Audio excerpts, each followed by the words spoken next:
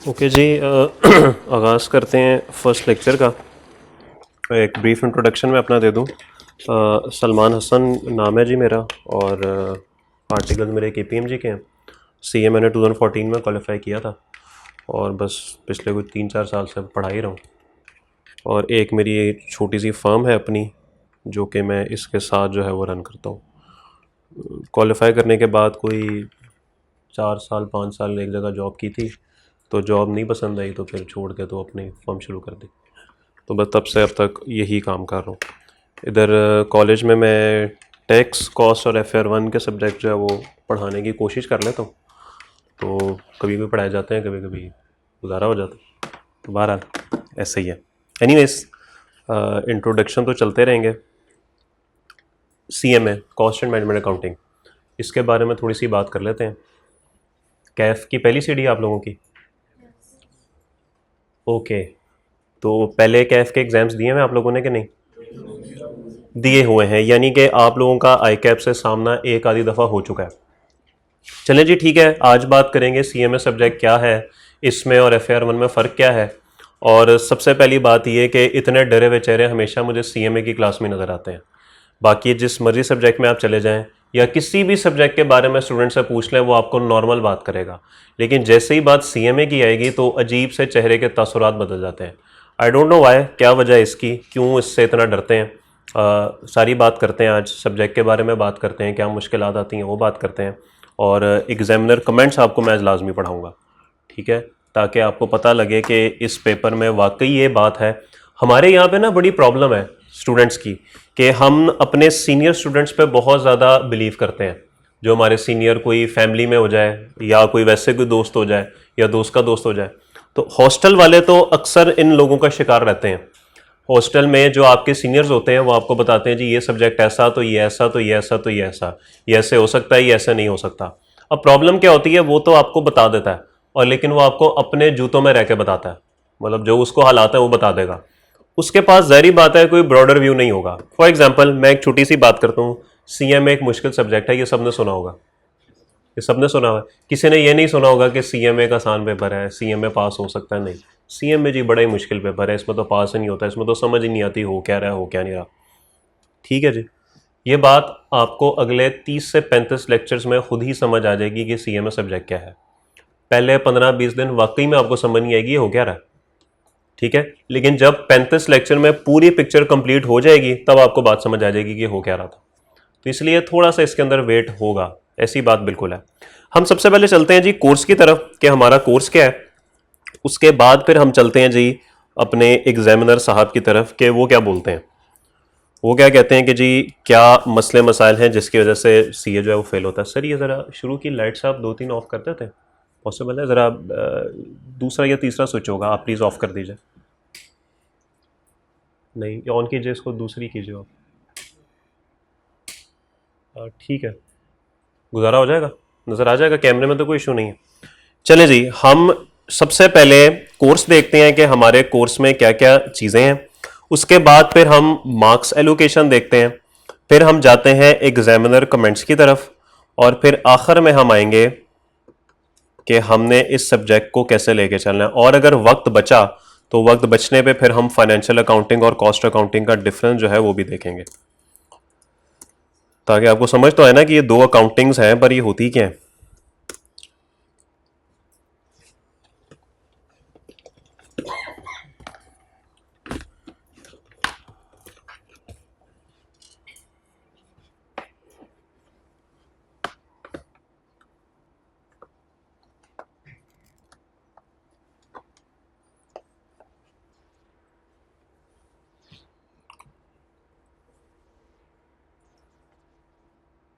होना ये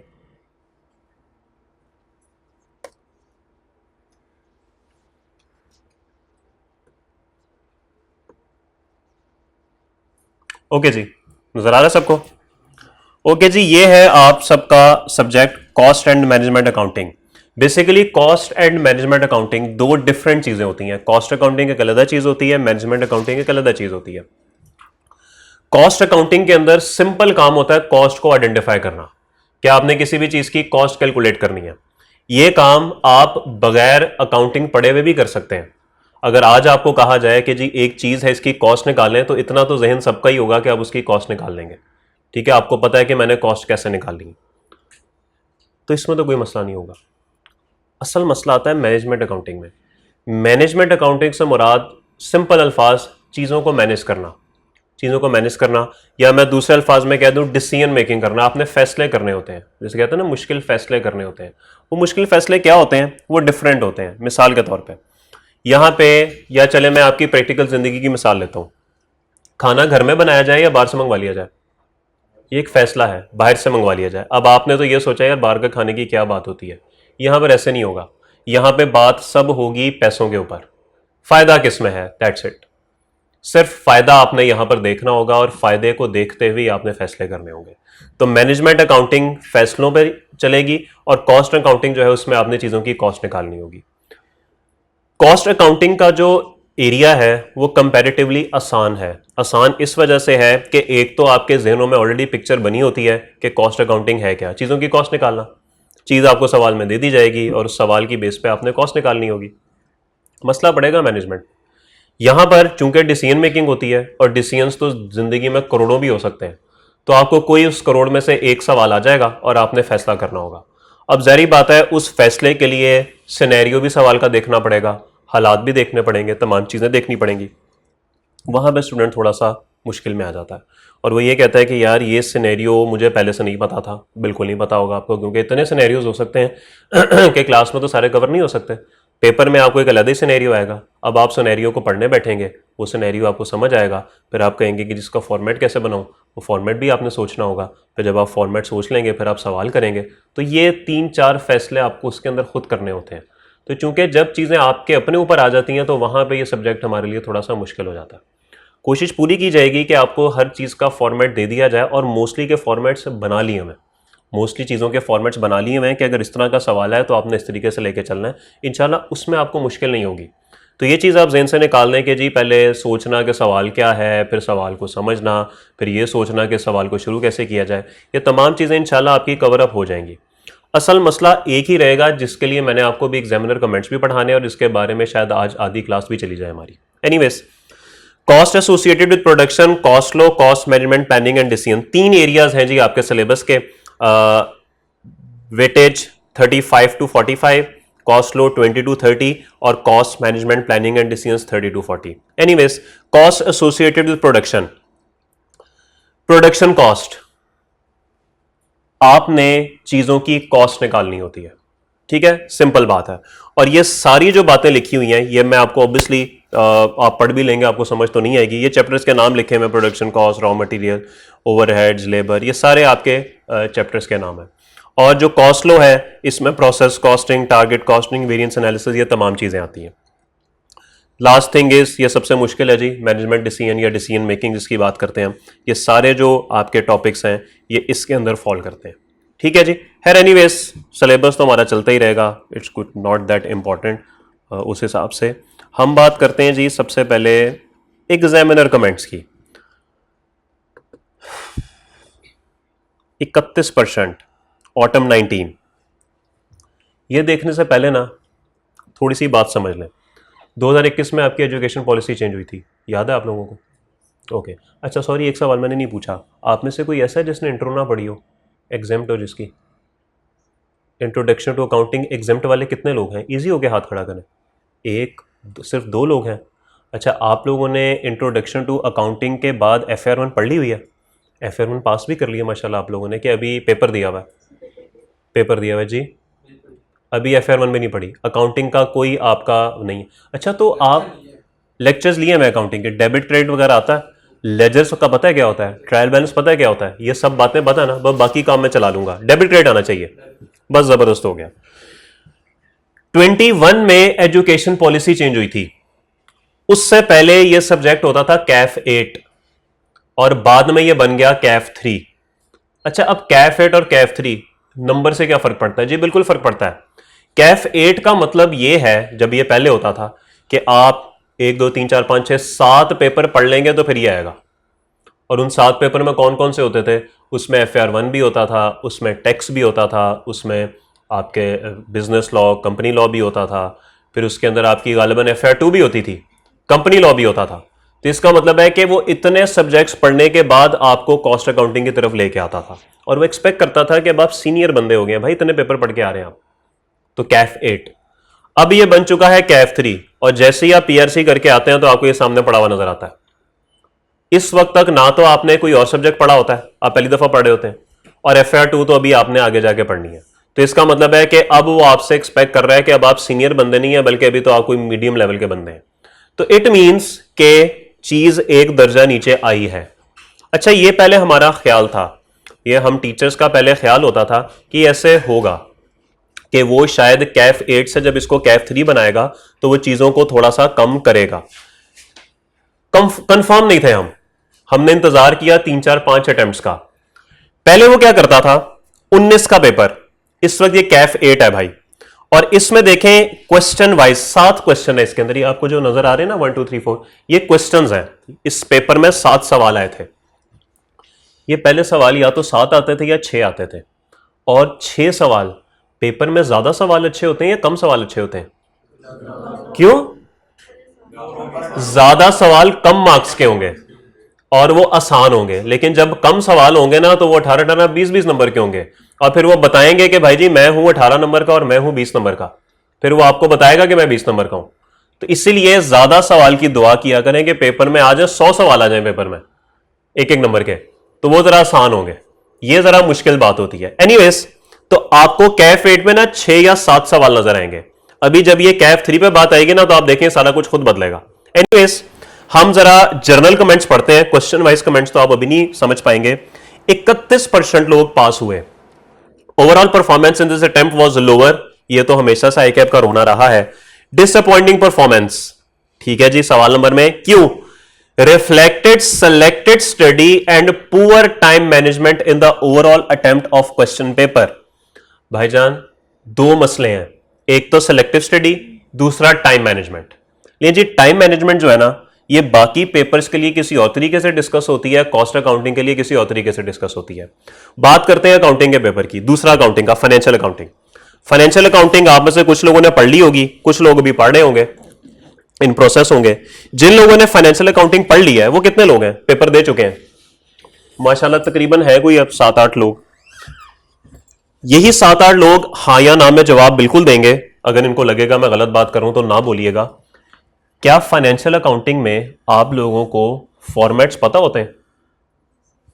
जिन लोगों ने दिया पता होता है ना कि अगर डेप्रिसिएशन का सवाल आएगा तो ऐसे कर लेना, अगर नोट्स बनाने होंगे हमने फाइनेंशियल अकाउंटिंग में किसी पॉइंट के, तो पता है ये फॉर्मेट है, स्टैंडर्ड ने ऐसे बोला हुआ है, ठीक है। अगर फॉर एग्जांपल हमें EPS एक टॉपिक है वहाँ पे उसका सवाल आ जाएगा तो उसका नोट ऐसे बनता है, सबसे फजूल नोट उसी का ही है वैसे EPS का, तो ये ऐसे ऐसे बनेगा नोट, फॉर्मेट है, थोड़ा सा जेन में याद किया होता है। तो पेपर में हम क्या करते हैं, हमने पेपर की तैयारी ना भला कैसे की होती है, हमने पेपर की तैयारी ऐसे की होती है, अच्छा ये नोट में सब चीजें आती हैं, सवाल में ये चीज ढूंढनी है, ये चीज मिल जाएगी ना तो वो यहां पे लिख देंगे, ये चीज होगी तो ये यहां पे लिख देंगे, ये चीज होगी यहां पे लिख देंगे, बस ये सोच के हम पेपर में गए होते हैं। हमारी तरफ से जहन्नुम में जाए कि ऐसा करते क्यों है भाई? नहीं पता, बस पता है ये चीज आ जाएगी, उठा के इधर लिख देनी, ये खत्म हुई बात, नोट बन गया। वो जो कॉन्सेप्ट होता है ना दिमाग में, वो जरा हम थोड़ा साइड पे रखते हैं, हम बस याद करके चले जाते हैं कि ये फॉर्मेट है, ये ऐसे है, पेपर में ये चीज ढूंढनी है, ये नजर आ जाएगी, उठा के यहां पे लिख देंगे, खत्म हुई बात। फॉर्मूला EPS का याद किया हुआ भाई, नीचे average weighted average number of shares है, नंबर ऑफ शेयर सवाल में ढूंढने, ये मिल गए, उठा के नीचे, आगे पीछे क्या अंग्रेजी लिखी है जहन्नुम में जाए, हमें नहीं पता, नंबर ऑफ शेयर लिखे उठा के यहां पे लिख दो। क्या ऐसा ही होता है FR1 में? ऐसी बात है ना। यहां पे ऐसा नहीं है भाई, यहां पे सबसे बड़ा मसला ये है। अच्छा एक बात रह गई, अब अकाउंटिंग में चूंकि आपको पता है इन सब चीजों का, आपके लिए टाइम मैनेजमेंट करना आसान काम है। आप लोग सवाल में वो चीजें ढूंढेंगे, फॉर्मूलाज में लिखेंगे और आगे चलेंगे। यहां पे आपको एक चैलेंज और भी आता है, कॉस्ट अकाउंटिंग में चूंकि ये फाइनेंशियल अकाउंटिंग तो है नहीं, इसके स्टैंडर्ड कोई नहीं है, देयर इज नो स्टैंडर्ड। फर्क क्या है, मेन फर्क फाइनेंशियल और कॉस्ट अकाउंटिंग कोई बता सकता है? वैसे ही दिमाग में अभी तक क्या चल रहा है जी?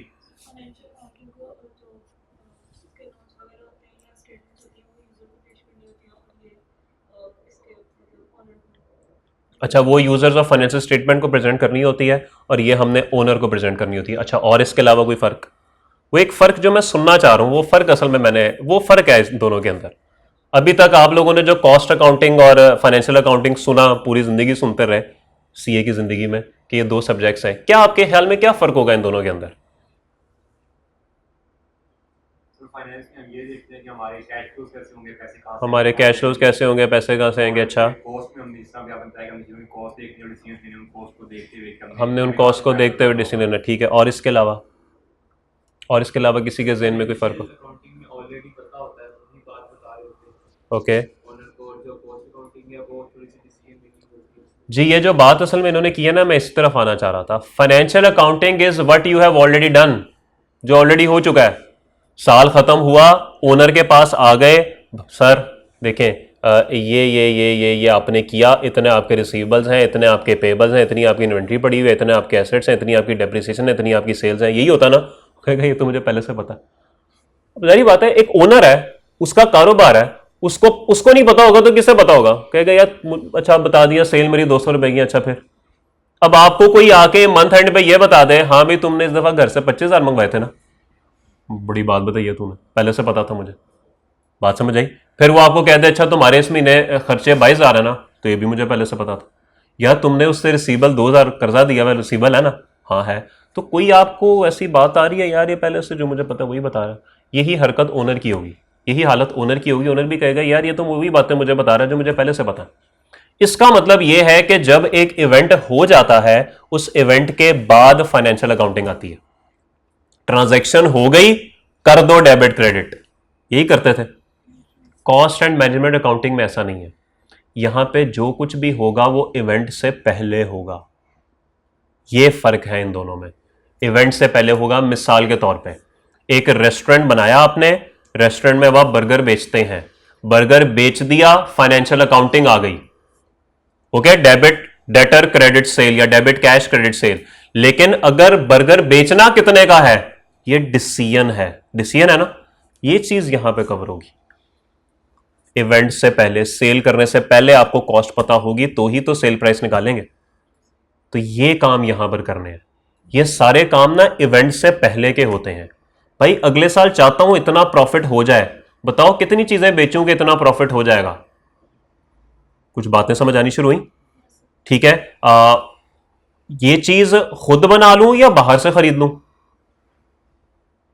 सब फैसले हो रहे हैं और सारे फैसले इवेंट से पहले हैं, इवेंट के बाद नहीं है। इवेंट के बाद तो फिर फाइनेंशियल अकाउंटिंग आएगी। ठीक है। कितनी चीजें बेचूंगा कि ब्रेक इवन हो जाएगा, नो लॉस नो प्रॉफिट? इतना प्रॉफिट कमाना है तो कितनी चीजें बेचूं? 6 चीजें हैं मेरे पास, बताओ सबसे पहले कौन से वाली बेचूं, बाद में कौन सी बेचूं, उसके बाद कौन सी बेचूं, उसके बाद कौन सी बेचूं? ये सब चीजें हैं जो कि डिसीजन मेकिंग की तरफ जा रही हैं और ये सारी इवेंट से पहले हैं। पूरी cost and management accounting event से पहले की है। सिर्फ एक चैप्टर ऐसा है जो इवेंट के बाद में आता है, वेरिएंस एनालिसिस। बस बाकी जितनी भी चीजें हैं, जितने भी टॉपिक हैं, वो आपके इवेंट से पहले के कवर हो रहे होंगे इसके अंदर। अब यहां पे क्या प्रॉब्लम आती है?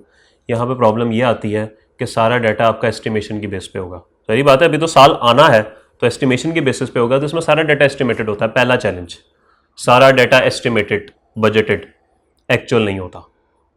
दूसरा मसला जो सबसे बड़ा मसला है वो है अंग्रेजी का। कि सिनेरियोज होते हैं ना, सिनेरियोज तो लाखों करोड़ों हो सकते हैं, पेपर में कोई एक सिनेरियो आ जाएगा और अनफॉर्चुनेटली पेपर आपका अंग्रेजी में है, उर्दू में नहीं है। अंग्रेजी आपको समझनी पड़ेगी, वो अंग्रेजी ही समझ नहीं आती। तो क्या मैं आपसे बात कर रहा था कि कॉस्ट अकाउंटिंग और दूसरे सब्जेक्ट्स में टाइम मैनेजमेंट थोड़ी सी डिफरेंट तरीके की होती है। उधर आपकी टाइम मैनेजमेंट होती है कि आपने वक्त पे सवाल पूरा करना है, सवाल समझने में आपको इतना टाइम नहीं लगता, आपको लिखने में टाइम लगता है। यहां पे आपको लिखने में टाइम नहीं लगेगा, यहां पे आपको समझने में टाइम लगेगा। इसीलिए इस सब्जेक्ट में यह कहा जाता है, बल्कि आप खुद देखेंगे वक्त के साथ, कि इसमें सोल्यूशन हार्डली आधे सफ़े का होगा, इससे ऊपर नहीं जाता सोल्यूशन। कभी कभार होता है चला जाता है, वरना आधे पौने सफ़े से ज़्यादा सोल्यूशन, चले एक सफ़ा कर लें, एक सफ़े से ज़्यादा का सोल्यूशन नहीं होता। जबकि IAS 16 वाले लोग बताएंगे FR 1 में कि उसका सोल्यूशन कितने सफ़ों पे कभी कभार चला जाता है, 3 सफ़ों पे भी जा सकता है। जब आप उसका नोट बनाने पे आते हैं तो उसकी जितनी वर्किंग, कैश फ्लो का सवाल, NPO का सवाल, आपको पता है कितने कितने सफ़ों पे चले जाता है। ये यहाँ पे ऐसा नहीं होगा। इसका मतलब है कि लिखने में टाइम नहीं लगेगा, समझने में टाइम लगेगा। और इसीलिए एक बात आपने जहन में रखनी है कि अगर 20 नंबर का सवाल है तो इंटू 1.8, क्योंकि आपका 3 घंटे का पेपर है, 180 मिनट्स का पेपर है, तो एक नंबर के लिए 1.8 मिनट्स होते हैं, तो 20 नंबर के सवाल के लिए 36 मिनट एलोकेट होंगे। आप उस 36 में से 20 मिनट भी सवाल को पढ़ते रहेंगे ना तो कोई मसले वाली बात नहीं है, आपको पढ़ना चाहिए। 36 में से 20 मिनट आप बस सवाल को पढ़ते जा रहे हैं। 8 दफा पढ़े, 10 दफा पढ़े, पहली दफा पढ़ेंगे कुछ समझ नहीं आएगा, दोबारा पढ़ें कुछ बेहतरी होगी, तीसरी दफा पढ़ें फिर कुछ बेहतरी होगी। जब 7-8 दफा सवाल को अच्छे तरीके से तर्जमा करके पढ़ लेंगे ना, बेशक 20 मिनट लग जाए कोई मसला नहीं है। एक दफा सवाल आपको समझ आ गया, उसके बाद पेपर में उतारने में 10 मिनट ज़्यादा नहीं लगते। ये बात बिल्कुल वेरीफाइड है। इसीलिए कॉस्ट अकाउंटिंग के अंदर लिखने से ज़्यादा समझने की ज़रूरत होती है। ओके, अब स्टूडेंट क्या करता है, स्टूडेंट की कोशिश होती है बस किसी तरीके से हम लिख लें। अब वो लिखने के चक्करों में एक दफ़ा सवाल पढ़ेगा, 2 दफ़ा पढ़ लेगा, समझ उसे आएगी नहीं। जब नहीं समझ आएगी तो मेरे ख्याल में 50 घंटे भी आपको मिल जाए, आप कुछ नहीं लिख सकते, लेकिन जब आपको समझ आ जाएगी तब आप लिख सकते हैं। इसलिए कॉस्ट अकाउंटिंग के सवाल में 2 मसले हैं, अंग्रेज़ी का बेहतर होना बहुत ज़रूरी है, और दूसरी बात यह कि आपने कम से कम 7-8 दफ़ा सवाल को पढ़ना है अच्छे तरीके से, और वो सवाल आपका टाइम पे हो जाएगा। घबराना इस बात से नहीं है कि 36 मिनट हैं, 20 मिनट तो मैंने पढ़ने पर लगा दिए तो लिखूंगा कब, आराम से 10 मिनट में हो जाएगा। ये इंशाल्लाह वक्त बताएगा, मैं ज़बानी बातों पे ना जाए, वक्त बताएगा इंशाल्लाह। आप कुछ लेक्चर जब लेंगे, आपको सवाल करेंगे तो खुद समझ आएगी आपको। ओके, तो इसलिए इसके अंदर टाइम मैनेजमेंट इस तरीके से होती है कि आपने सवाल को पढ़ना भी उसी टाइम में है अच्छे तरीके से, समझना भी उसी टाइम में है, और फिर आपने उसको आंसर शीट पर उतारना भी उसी टाइम में। ठीक होगी बात? तो ये बात वो भाई साहब यहाँ पे करते हैं कि टाइम मैनेजमेंट प्रॉपर नहीं होती। और टाइम मैनेजमेंट कैसे नहीं होती? पढ़ते ही नहीं है सवाल को, क्योंकि अगर अच्छे तरीके से पढ़ लेंगे ना तो टाइम मैनेजमेंट हो जाएगी। वो पढ़ते नहीं है सवाल को, वो जो समझ आई होती है उसी पे करने की कोशिश करते हैं, वो फिर होता नहीं है तो फंस जाते हैं। ओके, तो ये तो बात थी ऑटम 19 की, जो कैफ 8 था। ऑटम 19 के बाद आती है बहार, स्प्रिंग 20। माशाल्लाह, कुछ तसल्ली हुई, 48% कुछ बेहतरी हुई। जर्नल साहब के कमेंट पढ़ते हैं, सॉरी जर्नल साहब के नहीं, journal comments. The overall performance in this attempt has improved in comparison to previous attempt. However, performance in blah blah blah जो भी लिखा हुआ है, पता नहीं क्या लिखा हुआ है।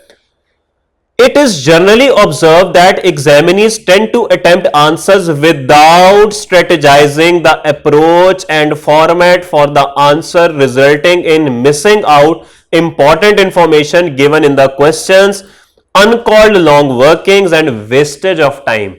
क्या मतलब है इस जुमले का कि स्ट्रेटेजाइज नहीं करते सवाल को, एक दफा पढ़ा बस लुट मची हुई है, लिख दे सवाल को, आंसर लिख दे बस। तो जब एक दफा पढ़ेंगे आधा सवाल ज़हन में रह जाएगा, आधा वैसे ही भूल जाएंगे। तो फिर क्या होगा, जो वो बात कर रहा है कि भाईजान missing out important information given in the question, information he miss कर देंगे आप। तो इसीलिए प्लीज कॉस्ट अकाउंटिंग में सवाल को 7 से 8 दफा पढ़ना है। जब तक 7 से 8 दफा नहीं पढ़ेंगे भूल जाए सवाल होगा। मैं भी एक दफा पढ़ूंगा ना, नहीं होगा। मैं भी 7-8 दफा पढ़ता हूं ना, फिर कहीं जाके कुछ समझ आती है क्या क्या है। तो इसलिए 7 से 8 दफा आपने सवाल को लाजमी पढ़ना है। और वो खुद बता रहा है भाईजान कि जब आप सवाल नहीं पढ़ते तो नतीजा क्या होता है, इंपॉर्टेंट इंफॉर्मेशन मिस हो जाती है, फजूल किस्म की वर्किंग करी जाएंगे जिसकी जरूरत ही कोई नहीं होगी, अनकॉल्ड लॉन्ग वर्किंग्स और वक्त का ज़या। ठीक है जी। It is suggested to utilize the reading time effectively. ये किसी और सब्जेक्ट में उसने नहीं बोला हुआ, ये इसी सब्जेक्ट में बोला हुआ है। And read the requirement and information given the questions carefully before answering the question. और सवाल सुन तो लो, जवाब की पड़ी हुई है। बात समझ आ गई? तो ये बात उसने बोली बहार 2020 में, लेकिन हर बहार के बाद पता है आपको खजां भी आती है। वो खजां कौन सी है? 2020 की खजां आ गई जी। और वो खजां आ गई, और वो खजां आ गई। और ये खजां क्यों आई है? क्योंकि सवाल 6 हो गए हैं। ये देखें, बहार में 7 सवाल थे तो कुछ बेहतरी थी, खजां जब आई तो सवाल भी 6 हो गए। और यही बात मैं आपको बता रहा था, जितने कम सवाल उतने मसले, सवाल जरा ज्यादा नंबर का होता है। उस बेचारे ने क्या लिखा जी, the overall performance in this attempt has declined in comparison, the under performance can be attributable to choice की आदत है। मैट्रिक एफएससी में चॉइस होती थी, 10 में से 2 सवाल पेपर में करने होते थे। ऐसी अभी भी चॉइस ऐसी होती है। क्या चॉइस का है अब आजकल? कितने? 4 में से 5? अच्छा, 8 में से 5 करने होते हैं सवाल, 3 की चॉइस होती है। तो यहां पर भी हम कुछ ऐसे ही हालात समझ के जाते हैं, चलो 8 चैप्टर हैं 3 छोड़ देते हैं, लेकिन सर ऐसा नहीं है, poor time management and weak concepts, तो चले ये तो हम सबको बताइए। It is generally observe that examinees क्या कह रहा है, do not read the question properly and are unable to understand the requirement of the question because the paper is in अंग्रेजी और अंग्रेजी हमारा कौमी मसला है। With particular reference to question 6, it was observed that examinees tried to produce answers in a rote learned format instead of what the question required। समझ आई कुछ? वो कह रहा है सवाल नंबर 6 पता नहीं कौन सा होगा, वो कह रहा है कि लोगों ने कोशिश की कि हम एक फॉर्मेट, वही घिसा पिटा फॉर्मेट, उसमें किस तरीके से सवाल को करने की कोशिश करें, हालांकि वो कह रहा है instead of what the question required, question कुछ और कह रहा था, लेकिन स्टूडेंट जरा रट्टे के आदी थे, वो कहते थे हमें बस फॉर्मेट पता होना चाहिए, हम फॉर्मेट कर लेंगे और उसमें चीजें पुट कर देंगे। वो कह रहे ऐसा तो करना ही नहीं था, आपको लगा फॉर्मेट में चीजें पुट करनी थी, ऐसा नहीं करना था। Anyways, it is suggested to read the question and the requirement carefully to avoid wastage of time on unnecessary computations। सवाल समझ नहीं आया, शुरू कर दिया फजूल की, कोई बात नहीं। हर खजा के बाद बहार भी तो है। स्प्रिंग 21, अल्लाह खैर ही करे, कितनी परसेंट थी इसकी? 26%। ओके, बहार फिर बहार ही होती है। The overall performance in this attempt has improved in comparison to previous attempt. Except question 3, the overall performance was satisfactory. In question 3, it was observed that most examinees simply ignored a note mentioned with the requirement of the question that month-wise, quarter-wise is not required. Despite this note, these examinees prepared month-wise. It is therefore advised to all examinees to carefully read the requirement of the questions before। किसी और paper में नहीं बोलेगा ये, वो इसी paper में बोलेगा, क्योंकि हम समझ नहीं पाते, काश हम समझ जाते। फिर खजा आएगी दोबारा। ऐसे इसमें सवाल कितने थे? 7 सवाल थे। 7 सवालों में परफॉर्मेंस कुछ अभी तक ये कैफ 8 चल रहा है, अभी ये कैफ 3 नहीं हुआ, अभी ये कैफ 8 चल रहा है, और कैफ 8 में कोर्स भी कुछ मुख्तलिफ था, कुछ 4-5 चीजें उसके अंदर थी, वो कैफ 3 में आके वो भी निकाल दी गई, फिर वो बिल्कुल चंद चीजें रह गई। ओके जी, स्प्रिंग 21 के बाद खजा। खजा तो फिर खजा ही होती है। छठे सवाल में सिर्फ 1% स्टूडेंट पास होता है। 1% का ही मतलब है हर 100 में से 1 बच्चा पास हुआ है छठे सवाल में। द ओवरऑल ये भी कैफ 8 है भाई, और 6 सवाल जिस पेपर में आएंगे ये खजा और ज्यादा खजा होगी। The overall performance in this attempt has declined in comparison to the previous attempt. This drop in result can be attributable to, चले ये तो चलता ही रहेगा, अगली बात पढ़े, and lack of attention towards detail and, समझ कुछ आ रही है कि इस पेपर में फेल होने की क्या वजूहात है? It has been repeatedly observed that examinees fail to grasp information given in the question। सवाल ही समझ नहीं आता, and do not apply it correctly in the solution। It seems that either the reading time is not utilized or there is lack of grip on key concept due to, वो बताना नहीं चाह रहा, वो आपको शर्मिंदा नहीं करना चाह रहा, उसको भी पता है इनको अंग्रेजी नहीं आती, असल मसला अंग्रेजी का है, यकीन करें अंग्रेजी का मसला है। अब मुझे बताइए ग्रेस्प कितने लोगों को पता है? मैं पूछूंगा नहीं किसी से, बस दिल ही दिल में देख लीजिए ग्रेस्प का मतलब कितने लोगों को आता है। ये अंदर ही अंदर सबको पता है, हमें आता है हमें नहीं आता। अब खुद अंदाजा कर लें कि आपके क्या हालात है। एनीवेज, तो रीडिंग टाइम नहीं यूटिलाइज होता, lack of grip with particular reference. It has been noted that important details provided in the question were simply ignored due to which haphazard answers were produced. It is suggested that the question should be read more carefully and syllabus coverage should be improved so that concepts can be applied with these। एक ही रोना है उसका, सवाल नहीं पढ़ते चीजें miss हो जाती हैं, सवाल नहीं पढ़ते चीजें मिस हो जाती हैं, रिक्वायरमेंट नहीं समझ आती। वही 2 चीजें मैंने आपको बताई थी, और ये सब मसले आपको किसी पेपर में नजर नहीं आएंगे, ये आपको इसी पेपर में नजर आएंगे कि जी रिक्वायरमेंट मिस हो रही है, सवाल में डाटा मिस हो रहा है, क्यों? अंग्रेजी समझ नहीं आ रही, ये नहीं पता लग रहा वो क्या क्या रहा है। ओके, कोई बात नहीं। खजा के बाद फिर बहार 22, और आई थिंक अब ये शायद कैफ 3 हो गया था, और साथ ही 9 सवाल। तो ये बड़ी इंपॉर्टेंट बात है भाई यहां पे, अब वो 9 सवाल दे रहा है स्प्रिंग 22 से लेके अब तक। ये चौथी अटेम्प्ट थी जिसमें उसने 9 सवाल ही दिए, और अच्छी बात भी है बुरी बात भी है। अच्छी बात इन सेंस ये है कि अब सवाल जो है ना वो 8-8, 10-10, 12-12 नंबरों के हो गए। पहले 18-18, 20-20 के होते थे, अब तकरीबन वो क्या करता है, वो 7 एक सवाल 8-8 नंबरों के दे देता है, और 2 सवाल फिर टका के देता है, बाद 20 नंबर के या 16 नंबर के, 2 फुल लेंथ सवाल आते हैं।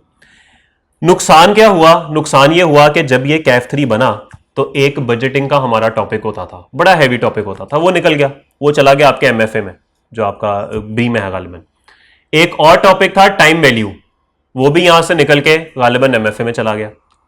एक सवाल बजटिंग से 18-20 नंबर का लाजमी हर अटेम्प्ट में आता था, और टाइम वैल्यू का भी 18-20 नंबर का सवाल लाजमी आता था। तो 35 से 40 नंबर इन दो टॉपिक्स में से लाजमी आते थे, जो कि अब निकल गए। अब ये जो 35-40 मार्क्स होते थे, उसने कहीं से तो पूरे करने हैं ना। अब वो जो बाकी टॉपिक्स बचे ना, जिनको वो पहले कभी मुंह नहीं लगाता था, अब वो उनको भी मुंह लगाना शुरू हो गया और उनसे भी सवाल निकालना शुरू हो गया। इट मीन्स के अब जो आपकी किताब के अंदर 16 चैप्टर हैं, 16 चैप्टर्स, हर चैप्टर में से सवाल आता है। ओके, पहले काफी चैप्टर मिस हो जाते थे, 3-4 चैप्टर नहीं सवाल आया, 5 में से नहीं आया, क्योंकि बाकी टॉपिक्स हैवी होते थे। अब हैवी वाले उठ के चले गए एमएफए में। अब जो सवाल आता है वो सवाल सिर्फ और सिर्फ, बल्कि सॉरी, सब में से आता है। 8 नंबर, 12 नंबर, 11 नंबर, 9 नंबर, सब में से टेस्ट करता है वो। और कॉस्ट अकाउंटिंग के अंदर तो माशाल्लाह से सब चैप्टर्स आपस में इंटरलिंक्ड हैं, तो सबका मिला के एक सवाल भी आ सकता है। ये तो हमेशा उसके पास ऑप्शन मौजूद है। ओके, तो इसलिए ये फायदा भी है और नुकसान भी है। चले जी, देखते हैं क्या फरमाते हैं जनरल साहब। The overall performance in this attempt has improved in comparison to the previous attempt, which can be attributed to better performance. However, in this session, passing percentage of first timer was just 35%. जो पहली दफा attempt कर रहे थे 35% है। ये क्या हुआ मेरे भाई? हमने तो सुना था कि पेपर में वो आपका नाम वगैरह ऊपर से उतार देते हैं और एग्जामिनर को पता नहीं होता कि किसका पेपर है। इसको कैसे पता? इसको कैसे पता ये बंदा पहली दफा पेपर दे रहा है?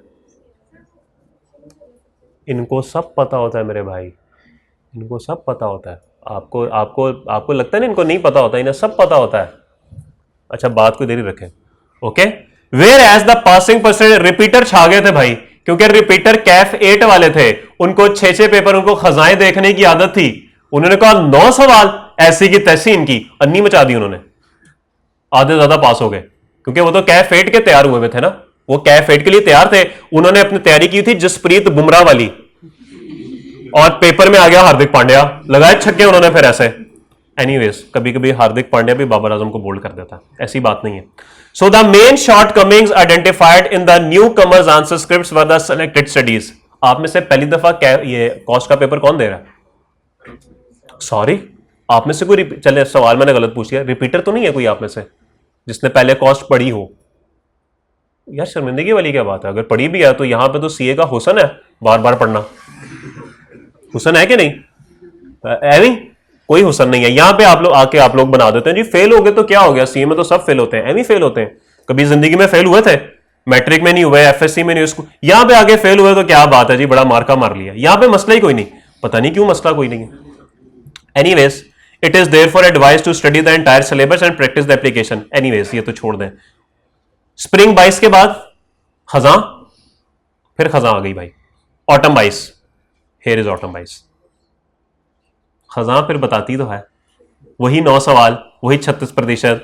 Overall declined, a lack of grip on basic concept was observed due to which examiner spent excessive time on easy and straightforward. अच्छा, अब जरा बात को समझें, एकदम से शिफ्ट हुआ है किस तरफ? अंडरस्टैंडिंग द रिक्वायरमेंट से कॉन्सेप्ट की तरफ आ गया। वो पहले बात करता था सवाल समझ नहीं आता, अब वो आगे कॉन्सेप्ट ही खराब है। 2 टाइम से ऐसे हुआ है। क्यों ऐसे हुआ? क्योंकि अब बच्चा डायरेक्ट पीआरसी वाला आना शुरू हो गया। एक बात, 2 मसले हुए थे यहां पे। एक बच्चा डायरेक्ट पीआरसी से, अब चूंकि आप पीआरसी से आए ना, डायरेक्ट पीआरसी से आप आ गए तो मेंटल लेवल उस तरह का नहीं होता। पहले सारा कुछ पढ़ के एंड पे कैफ के आखिरी सब्जेक्ट होता था कॉस्ट। एक वो चीज बदली। दूसरी, इस दौरान ना इंट्रो एग्जाम्प्ट हुई थी, इस दौरान ना इस एजुकेशन पॉलिसी आई थी 2021 में, ये चेंज हुई थी, तो बच्चे बगैर इंट्रोडक्शन टू अकाउंटिंग के ना कॉस्ट में आ गए थे। उनको डेबिट क्रेडिट ही नहीं आता था, वो उनको फाइनेंशियल अकाउंटिंग ही नहीं आती थी। जब वो नहीं आती थी तो उन दोनों के दिमाग फर्क ही नहीं कर पाए, फारग हो गए। ये मसला हुआ कॉन्सेप्ट, इसलिए वो कॉन्सेप्ट पे शिफ्ट हो गया। वो कह रहे कॉन्सेप्ट नहीं आता था इनको। ठीक होगी बात? तो इसलिए अब वो कॉन्सेप्ट का रोना रोएगा। और मेरे ख्याल में अब आखिरी अटेम्प्ट जिसके एग्जामिनर कमेंट्स अवेलेबल थे वो है स्प्रिंग 23, 55%। हाय हाय हाय हाय, कुछ ऐसा रिजल्ट आ जाए ना, क्या ही बात हो। Okay, the overall performance has improved compare to previous attempt which can be attributed to okay, how are the performance in question number 2 and 3 reflective that was study at the majority performed poorly on EOQ, पता नहीं EOQ क्या होता है, and variance analysis. It is generally observed that examinees tend to attempt answers without strategizing the approach and format for the answer, leading to the oversight of important information given in the questions, unnecessary long workings and a waste of time. तो ये चूंकि साल गुजर चुका था, वो intro जो exam वाले लोग थे वो निकल चुके थे, तो बात फिर वहीं आ गई. कहते हैं यार चलो ठीक है, कॉन्सेप्ट ठीक कर लोगे, मसला तुम्हारा यही है, तुम सवाल नहीं पढ़ते, तुम सवाल पढ़ के सोचते नहीं हो, तुम बस एक दफ़ा पढ़ के ना, बस कोशिश होती है तुम्हारी कि बस मैं आगे निकल जाऊँ, पता नहीं कौन से आपने झंडे गाड़ लेने 2.5 घंटे में पेपर करके. तसल्ली से सवाल को पढ़ें, सवाल को सॉल्व करें और फिर आगे चलें. तो मेन प्रॉब्लम इस सब्जेक्ट के अंदर क्या है? मेन प्रॉब्लम इस सब्जेक्ट के अंदर एक ही है, और वो है सवाल समझ नहीं आता, अंग्रेज़ी नहीं आती. ओके, अंग्रेज़ी आती होगी, सवाल को 7-8 दफ़ा पढ़ लेंगे तो चीज़ें बड़ी मुनासिब हो जाएगी, अदरवाइज प्रॉब्लम रहेगी. ठीक होगी बात? यहां तक किसी का कोई सवाल? यहां तक किसी का कोई सवाल?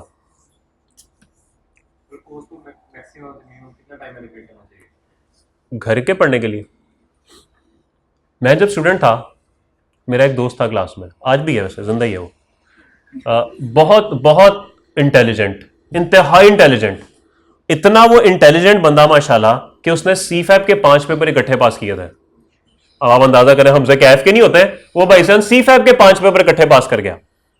क्लास में हमारे एक टीचर हैं, उनकी आदत ये थी कि वो सवाल ऐसे नहीं कहते थे कि पूरा सवाल करो, वो सवाल शुरू करते थे, कोई आधा सवाल कर दिया और फिर कहते थे बाकी आगे आधा खुद सॉल्व करो.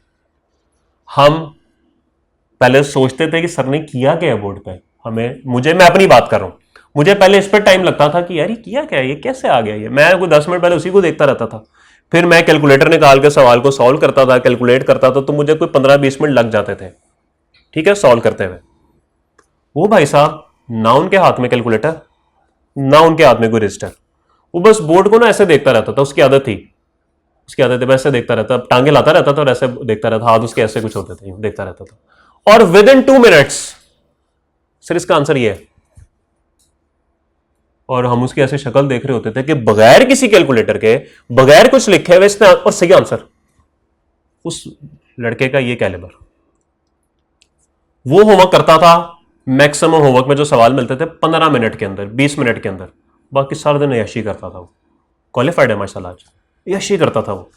और एक मैं होता था, पहले मैं घर जाके ये देखता था टीचर ने किया क्या आज, समझ ही नहीं आती थी. मुझे आज तक अकाउंटिंग की क्लास में समझ नहीं आई, मैं ओपनली ये बात करता हूं, मुझे आज तक अकाउंटिंग की क्लास में समझ ही नहीं आई थी. मैं बस चुप करके अपने रजिस्टर पर लिखता रहता था, जो करवा रहे हैं ना बस ठीक है, सही होगा. फिर मैं घर जाता था, पहले मैं जाके किताब खोल के देखता था, यार ये हुआ क्या है, इन्होंने ऐसे ऐसे किया, ये क्यों किया ऐसे. पहले मैं थ्योरी को पढ़ता था, फिर मैं अच्छा ये बात यहां पे लिखी हुई है. वहां से करते करते मुझे पौना घंटा तो लग जाता था क्लास वर्क समझने में. उसके बाद भाई आपका बैठता था होमवर्क करने, और फिर भाई को पौना घंटा उसमें भी लगता था. तो जो काम वो 20 मिनट में करता था, मुझे 1.25 घंटे लग जाते थे. अब उसके 20 मिनट और मेरे 1.25 घंटे, क्या मेरे 1.25 घंटे बहुत अच्छे हैं? मैं भाई तुम्हारा 2 घंटे पढ़ के आया, वो 20 मिनट पढ़ के आया, तो सब तो कहेंगे ना यार तू छा गया. हालांकि उनको ये नहीं पता कि मेरा ये दिमाग नहीं चलता. बात समझ आई? शायद आपके सवाल का जवाब यही है कि आपने जितने घंटे में भी हो, जो रोज का काम है वो रोज करना, चाहे वो 20 मिनट में हो जाए, चाहे 2 घंटे में हो जाए, खत्म हुई बात. इसलिए मैंने ये पूरी कहानी सुनाई आपको. कोई जरूरत नहीं है, कोई जरूरत नहीं है. आपको होमवर्क दिया जाएगा, वो होमवर्क 1 से 1.25 घंटे का होगा मैक्सिमम, इससे ऊपर नहीं होगा. 6 सवाल नहीं दूंगा मैं आपको, 1 सवाल या हद 2 सवाल जब मुझे लगेगा कि आधे घंटे के सवाल है. आपके बाकी भी सब्जेक्ट्स हैं, आपने सबको 1-1 घंटा 1.5 घंटा देना है. 4-4.5 घंटे, आप 5 घंटे कॉलेज को आते हैं, 4-5 घंटे आपने घर पढ़ना है, इससे ज़्यादा नहीं होगा. लेकिन अगर आपको लगता है कि भाई नहीं आज घंटा नहीं, आज 2 घंटे लगेंगे, तो आपको लगाने चाहिए, आपने लगाने हैं 2 घंटे, रोज़ का काम रोज़. और दूसरी बात, चलें ये बात हो गई तो एक बात और भी कर दूं, ये भूल जाए CA के लिए जहानत की ज़रूरत है. अगर CA के लिए जहानत की ज़रूरत होती ना, तो शायद मैं यहाँ ना बैठा होता. मैं कभी भी कोई इतना इंटेलिजेंट नहीं रहा, बस एक नॉर्मल. हाँ, हार्ड वर्किंग में बहुत रहा हूँ. यह आपको मेरे इस चीज़ से पता लग गया होगा कि पूरी CA के अंदर मेरी रूटीन यही रही थी कि मैं क्लास में नोट करता था, घर जाके पहले मैं क्लास वर्क समझता था, फिर मैं होमवर्क शुरू करता था. ये काम मुझे रोज़ करना पड़ता था क्योंकि मुझे क्लास में कभी समझ ही नहीं आई, मेरा दिमाग नहीं चलता था. तो इसलिए अगर आपको लगता है कि जी आप इंटेलिजेंट नहीं है तो कोई मसले वाली बात नहीं है। मेहनती सब हो सकते हैं, इंटेलिजेंट तो अल्लाह की तरफ से गॉड गिफ्टेड होती है, मेहनती तो सभी हो सकते हैं ना, वो तो आप हो सकते हैं। तो इसलिए लैक ऑफ इंटेलिजेंस को हार्डवर्क से कवर किया जा सकता है और वो आप कर सकते हैं, कोई मसले वाली बात नहीं। अब जिस फील्ड में आप या तो आपको फेंक दिया गया या आप खुद आ गए या फुप्पो की ख्वाहिश थी कि मेरा भतीजा बड़ा होकर सीए बनेगा, whatever the reason is, अब आप आ गए हैं यहाँ पे, अब आप यहां पर आ गए हैं, अब आपको ये कमिटमेंट शो करनी है और आपको ये 20-21 पर्चे पास करने हैं। ओके, तो रोज का काम जितनी देर में मर्जी हो आपने करना है। और एनी अदर क्वेश्चन, किसी का कोई सवाल? कोई सवाल नहीं, फिर हम चलें आगे।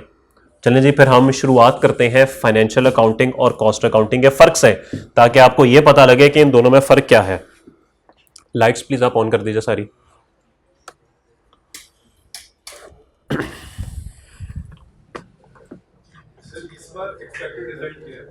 यार ऑनेस्टली मैं बताऊं, इस दफा का जो पेपर है ना वो थोड़ा सा टेढ़ा किस्म का है, ठीक है, थोड़ा सा टेढ़ा किस्म का आया है, लेकिन you never know, you never know, हो सकता है इंडिया वर्ल्ड कप में हार जाए अपने ही मुल्क में, हो सकता है पाकिस्तान जीत जाए, इतनी प्रेशर सिचुएशन में कुछ भी हो सकता है दोस्त। तो अगर मुश्किल पेपर आए तो पास भी तो हो ही सकता है। अच्छा, आप लोगों को तो वर्ल्ड कप का नहीं पता ना, आप लोग तो सीए के स्टूडेंट हैं, आपको क्या लगे वर्ल्ड कप चल रहा है कि नहीं चल रहा? ऐसे ही है ना? हाँ, ऐसी बातों पे ध्यान ना दिया करें, पढ़ाई पे ध्यान दिया करें।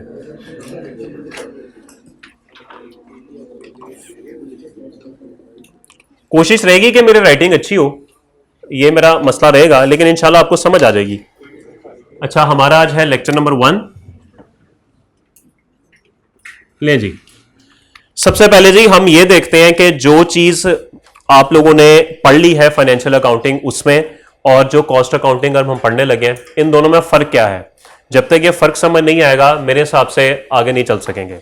ये कोई हमारा एग्जाम का टॉपिक नहीं है या ये हमारे कोई कोर्स का हिस्सा नहीं है, ये बस आपके सब्जेक्ट की एक बेटर अंडरस्टैंडिंग के लिए है। अच्छा, एक चीज और शुरू करने से पहले, गालिबन 31 जनवरी तक मैंने दिन इस दफा नहीं गिने, पहले तो मैं हर सेशन से पहले गिन लेता था, इस दफा गालिबन कोई 110-112 दिन होंगे, 108-9 इतने कोई होंगे 31 जनवरी तक। तो हमारा जो कोर्स है वो इंशाल्लाह बड़ी खुश उसलूबी से इस दौरानिए में ख़त्म हो सकता है विदाउट एनी एक्स्ट्रा क्लास। मेरे ख्याल में मैंने शायद पिछले बैच में कॉस्ट की आई डोंट रिमेंबर कि मैंने कोई एक्स्ट्रा क्लास ली हो। हाँ, 1-2 दफ़ा शायद मुझे छुट्टी करनी पड़ी थी तो उसके लिए मैंने एक्स्ट्रा क्लास ली थी, लेकिन वैसे मैंने रूटीन में शायद कोई एक्स्ट्रा क्लास नहीं ली। तो इंशाल्लाह हमारा ये 110 दिनों के अंदर बहुत ही अच्छे तरीके से ये ख़त्म हो जाएगा, कोई मसले वाली बात नहीं है।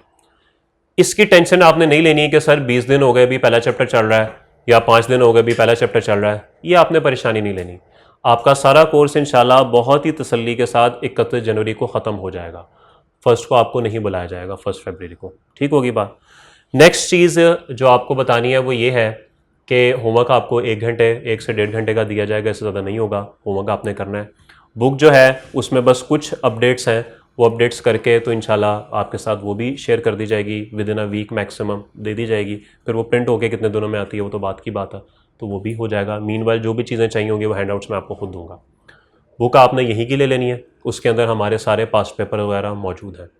तरीका ये होगा कि क्लास के अंदर मैं आपको एक कॉन्सेप्ट जो है वो बता दिया करूँगा, एक कि ये टॉपिक है हमारा, और उसके बाद उसकी एक एग्जाम्पल या बेसिक इलस्ट्रेशन जिसको बोलते हैं वो मैं क्लास में कराया करूँगा। पास्ट पेपर या प्रैक्टिस सेट का जो भी सवाल होगा, एक बेहतर सवाल होगा, वो आपको क्लास में करवाया करूँगा, और उसके बाद फिर आपको होमवर्क दिया जाएगा और अगले दिन वो होमवर्क डिस्कस हो जाएगा। और तरीका मेरा ये है कि जितने भी टॉपिक्स हैं उसके तकरीबन कोई 50% पास्ट पेपर मैं आपको क्लास में खुद कराऊंगा, बाकी 50% आपने खुद करने हैं। कहने को तो मैं पूरी किताब करा सकता हूँ, लेकिन उसमें फ़ायदा कोई नहीं है। जब तक आप खुद ट्राई नहीं करेंगे तो फ़ायदा कोई नहीं है। इसलिए 50% सवाल हम क्लास में खुद बोर्ड पे सॉल्व कर रहे होंगे, बाकी 50% आपका होमवर्क होगा, एज्यूम्ड होमवर्क होगा कि वो आपने खुद करने हैं। हाँ, उसमें कोई प्रॉब्लम आए क्लास के बाहर आप मेरे से पूछ सकते हैं। क्लास जब खत्म हो तो आप उन सवालों में जो भी प्रॉब्लम हो आप मेरे से पूछ सकते हैं कि जिसमें ये मसला बताएं क्या करें, ठीक है। कुछ सवाल बीच में 2-4 सवाल ऐसे आएंगे जो मैं रोक दूंगा आपको कि ये भी नहीं करने, वो उस टॉपिक के साथ करने, उस पर रुक जाइएगा, बाकी सवाल आपने सारे करने हैं, ठीक होगी बात। तो ये भाईजान हमारा जो है वो तरीकाकार रहेगा, ओके। कोई सवाल? चले जी, सबसे पहले हम आते हैं आप लोग। अच्छा, उम्मीद है सबके पास सेपरेट रजिस्टर होगा कॉस्ट का, एक यूनिवर्सल रजिस्टर तो नहीं बनाया हुआ, वही घर में छोटा भाई शाम को अकेडमी भी ले जाता है, ऐसा तो नहीं है। बस ठीक है, एक सेपरेट रजिस्टर बनाएं और प्लीज डिसिप्लिन तरीके से, मुनज़्ज़म तरीके से चला करें, एक डिसिप्लिन अप्रोच अपने अंदर लेकर आए। सिर्फ क्लास में नहीं, वैसे भी सड़क पे बाइक ना ऐसे ऐसे ना चलाया करें, लाइन में चलाया करें, गाड़ी वालों को बहुत दुख होता है। ओके, ले जी, 2 कॉलम हम बना लेते हैं, एक कॉलम बल्कि 3 कॉलम बनेंगे। पहला कॉलम बनेगा जी पॉइंट ऑफ डिफरेंस, कि फर्क क्या है। हाँ भी जवाब क्या लिखा हुआ है ये, चलो समझ आ रही है, शुक्र है। लायो रजिस्टर के नहीं? नो सर, देखा ये दुर्संदा सितारे होते हैं, ये जो 55% रिजल्ट आता है ना, बकिया 45% पता लग गया आप लोगों को। आज तो इंट्रोडक्शन की क्लास है, तुम्हारा तारुफ मेरे पास पहले से ही है। कॉस्ट एंड मैनेजमेंट अकाउंटिंग, ले जी, ये 3 कॉलम आप लोग बना लीजिए और हम समझते हैं कि इनमें फर्क क्या है।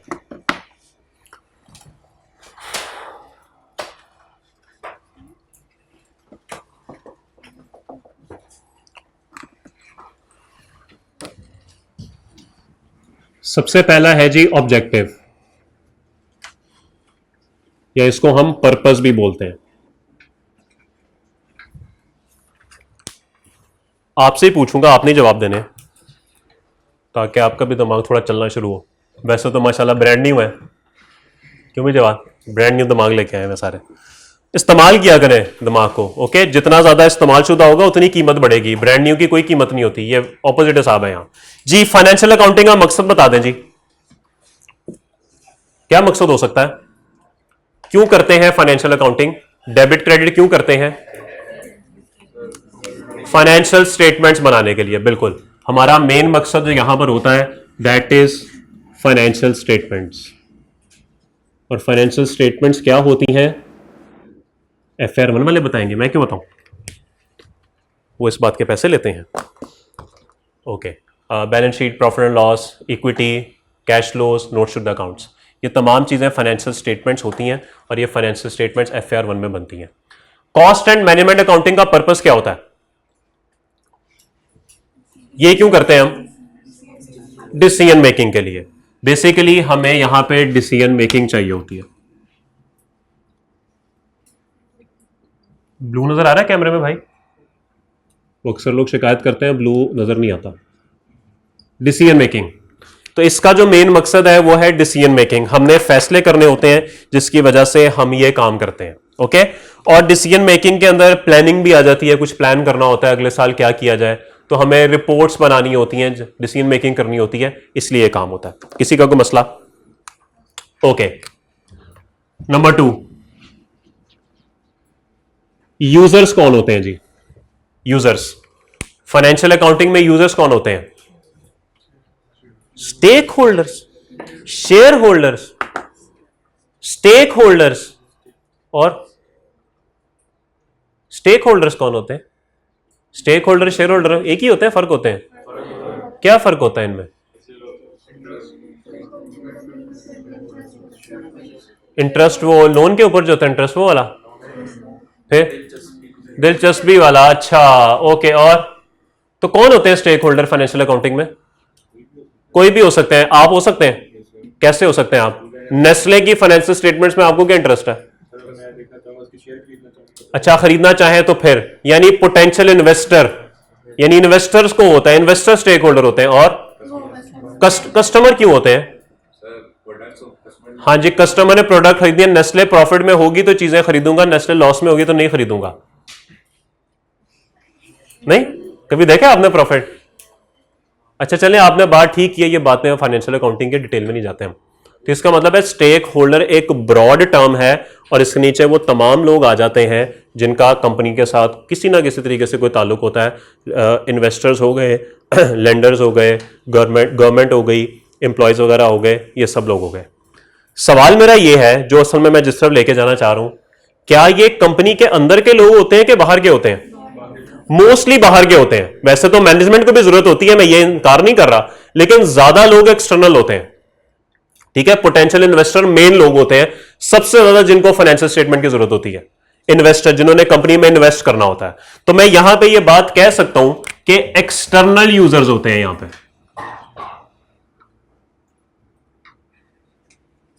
इंटरनल भी होते हैं लेकिन कम, एक्सटर्नल ज्यादा होते हैं। जबकि कॉस्ट अकाउंटिंग में क्या हिसाब होता है भाई, इंटरनल ही होंगे ऑब्वियसली, क्योंकि क्या कभी होंडा ने आपको यह बताया कि होंडा सिविक की कॉस्ट इतनी है? वो तो हमेशा आपको सेल प्राइस ही बताते हैं।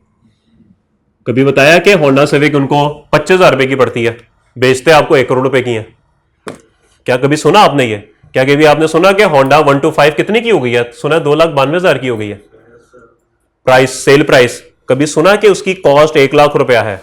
ऐसी बातें कोई नहीं बताता भाई, ऐसी बातें कोई नहीं बताता, सब इंटरनल होती हैं। ओके, होंडा वालों से पूछा गया भाई सिविक बेची जाए या सिटी बेची जाए? दुनिया को बता रहे हैं सर हमें सिविक में ज्यादा प्रॉफिट है, सिटी में प्रॉफिट नहीं, इसलिए हम सिटी नहीं बनाते। कभी सुना आप लोगों ने ये? क्यों? क्योंकि सब अंदरूनी बातें होती हैं। कभी पड़ोसी से पूछा आज हम क्या पकाएं? कभी पूछा है? नहीं, ये तो इंटरनल बात है भाई, ये तो खुद फैसला करेंगे हम, पड़ोसी से क्यों पूछा? तो कुछ बातें घर के अंदर की होती हैं, वो बाहर नहीं जाती, तो इसलिए वो इंटरनल यूजर्स। क्लियर होगी बात? वो बोले समझ आ रही है सबको? ओके यार, अब तूने 110 दिन यही चेहरा देखना है, इसलिए मेरा भाई आदत डाल ले, बोर ना हुआ, ठीक है मेरा भाई? चले जी, नेक्स्ट चलते हैं जी, पब्लिकेशन। पब्लिकेशन, क्या हम फाइनेंशियल स्टेटमेंट्स की प्रिंटिंग करते हैं या पब्लिशिंग करते हैं? ये कहां लिखा है? ये कैसे पता आपको? वेबसाइट पे मौजूद होती हैं। अच्छा, वेबसाइट वाली बात ना पब्लिकेशन नहीं होती, वो अपलोडिंग होती है। पब्लिकेशन होती है प्रिंट कराना। अल्लाह पूछे जवाब तुमसे, और उससे पहले तो आईके पूछेगा तुमसे। ओके, पब्लिकेशन, प्रिंटिंग, या सिंपल अल्फाज में अब चूंकि टेक्नोलॉजी आ चुकी है तो अपलोडिंग भी इसके अंदर शामिल है। फाइनेंशियल स्टेटमेंट्स, आप कोई भी लिस्टेड कंपनी की वेबसाइट ओपन कर लें, नेस्ले कर लें, होंडा कर लें, एप्पल कर लें, गूगल कर लें, ये सारे आपको वेबसाइट पे इनकी फाइनेंशियल स्टेटमेंट्स नजर आएंगी। ओके, हो सकता है अगर आप इनके शेयर होल्डर्स हैं तो आपके घर इनकी एक प्रिंटेड कॉपी जिसको पब्लिकेशन बोलते हैं वो भी आपको नजर आएगी। ओके, ये सारी चीजें पब्लिश होती हैं। क्यों होती हैं? कानून में लिखा हुआ है, ये कानून में लिखा हुआ है। चूंकि पाकिस्तान में कंपनी लॉ, कॉर्पोरेट लॉ है जो आप लोगों ने भी पढ़ना है या पढ़ रहे होंगे, उसमें यह बात लिखी हुई है कि लिस्टेड कंपनी अपने शेयर होल्डर्स को ये फाइनेंशियल स्टेटमेंट्स प्रिंट करवा के तो भेजेगी। ओके, तो ये पब्लिकेशन होती है। यस, आंसर बस सिंपल यस। और ये सर घर की बातें कौन बताता है बाहर, कौन वेबसाइट पे अपलोड करता है? ये तो आप लोग ही हैं जो फेसबुक पे लिख देते हैं feeling sad today, feeling lonely today. Okay, ऐसी बातें आप ही बस दुनिया को बताते हैं, वरना ये बातें बताई नहीं जाती, नजर लग जाती है। ओके, ठीक है जी।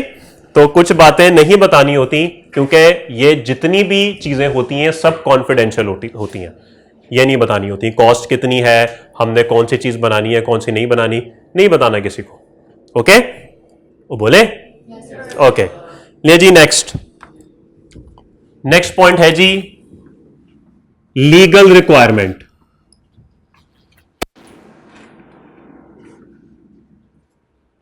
मुराद ये है कि फाइनेंशियल स्टेटमेंट्स बनाने की हमारे ऊपर कोई जिम्मेदारी है या बस ऐसे ही मुफ्तमारी लगी हुई है? जिम्मेदारी है। किसने लगाई है जिम्मेदारी? कौन से लॉ ने?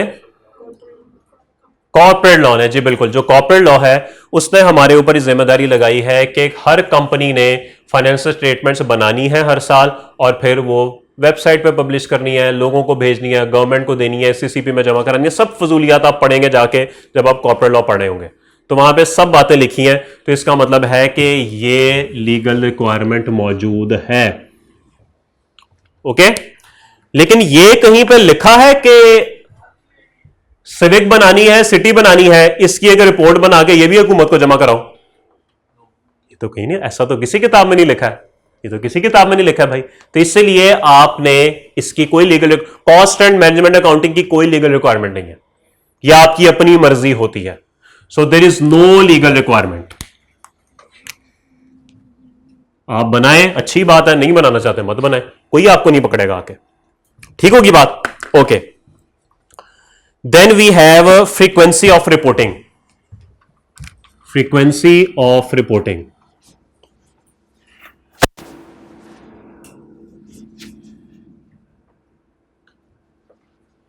साल में कितनी दफा फाइनेंशियल स्टेटमेंट्स बनती हैं? 4 दफा? क्वार्टर, हर क्वार्टरली नहीं बनती?